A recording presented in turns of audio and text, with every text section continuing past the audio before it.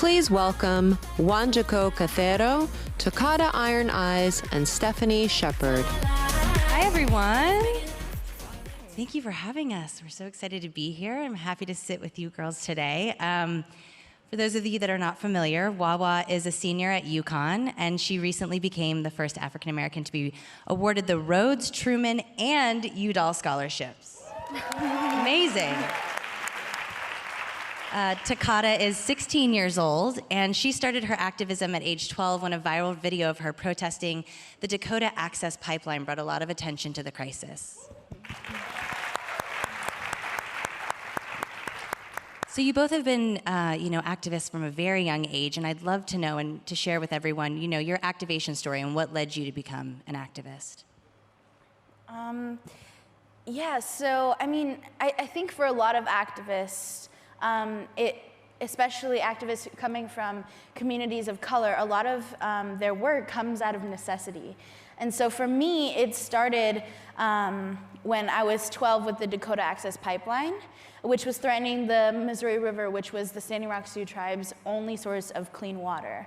And so it came out of this need for clean water and recognizing that it was unjust that my community was being threatened with this project that was so unsafe. And really, I started public speaking and really taking it seriously when my mother was arrested on the front lines of this protest, because I realized that if there was a woman, a mother who was willing to risk everything and put her entire livelihood on the line, being able to recognize that on the list of priorities, her occupation, her source of getting money was less important than her children's need for clean water. I think that really put it into perspective what was at risk. Yeah.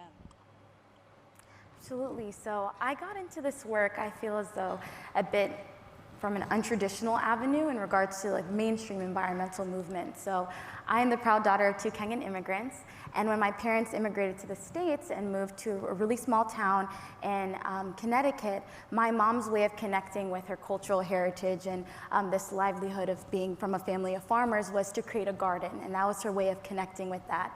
And growing up, I was able to find belonging also in that act of love and be able to make this really distinct connection between the physical environment and the love that I have for my heritage and my culture.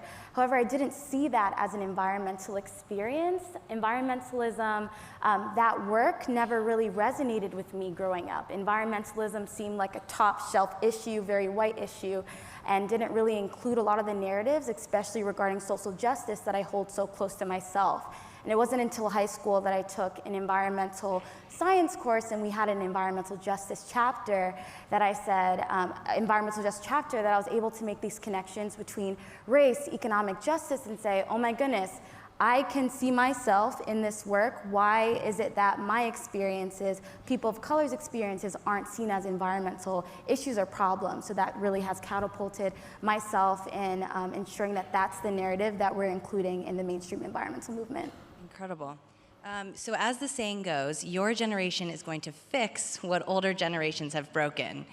Do you feel that young people are alone in this fight, and what can older individuals do to be more involved?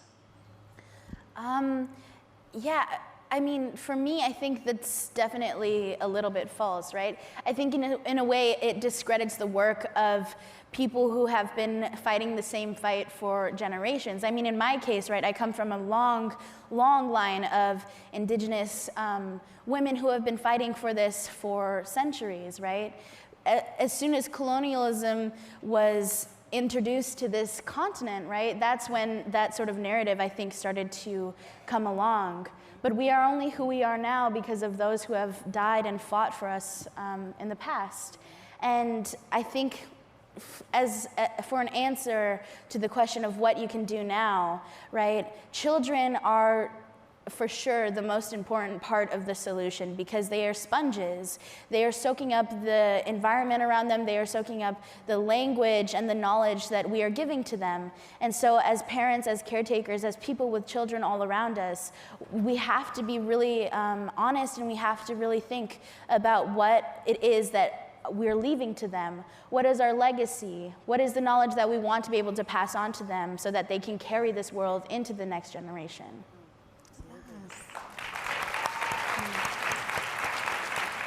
Absolutely.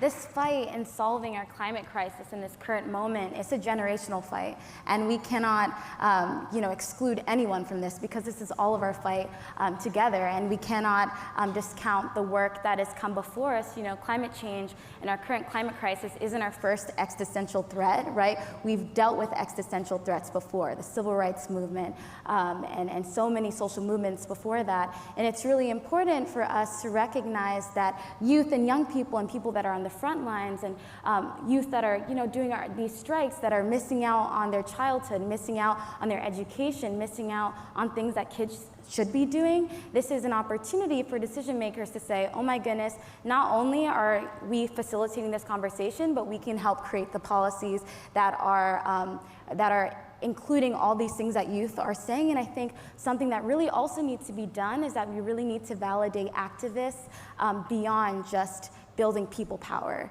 Young people and climate justice activists, we're not just people that are able to shift a conversation. We can create a conversation, and we should be validated as such. Absolutely. Thank you for that perspective.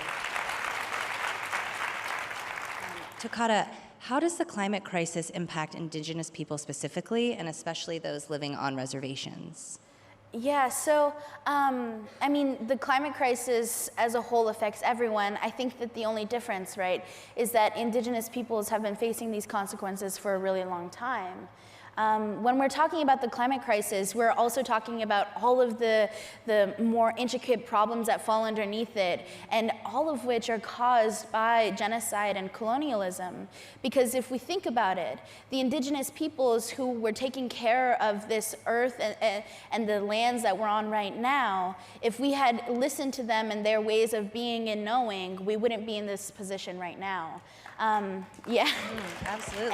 And so, now, in the state that indigenous communities are in, it's a very hard place to be in. And our entire ways of being and knowing these indigenous knowledges, this wisdom is all at risk because of the way that the world is changing right now, because of the climate crisis. How can we keep these ceremonies, these things alive? How can we keep our own cultures and religions alive, our languages alive, when the very thing that composed them is being torn apart and taken away from us? Absolutely. And speaking to that end, we talked about this. Low-income communities, communities of color, they tend to suffer the most from the effects of climate change.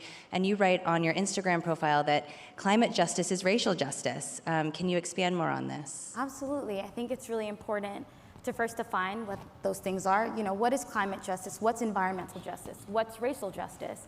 And so when we talk about climate justice, environmental justice, I think it's important to understand what it's trying to achieve and what it's trying to correct. So we know for environmental justice, climate justice, it's calling for all people, all beings to have this equitable environmental experience. What does that mean? That looks like a lot of things. That looks like access to fresh, healthy, culturally competent food. That means access to clean water, clean air. That means access to green space and equitable access to green space. When you talk about racial justice, that's ensuring that our institutions are allowing for all people to experience equal opportunity. So when you bring those together, we need to be thinking about who's experiencing climate change, environmental degradation first and worst. It's communities of color, it's youth of color, it's indigenous communities, it's people in the global south. And not only is it our communities, in those communities, it's the folks that have contributed to this problem the least. So in terms of creating solutions that encompass the scale and scope of this problem, we cannot simply create climate policies and climate solutions that do not integrate racial justice, gender justice, economic justice, and prioritize the expertise of frontline folks in creating those things. Yeah, absolutely. And speaking of, the frontline folks, while the Dakota Access Pipeline protests, they made headlines in 2016.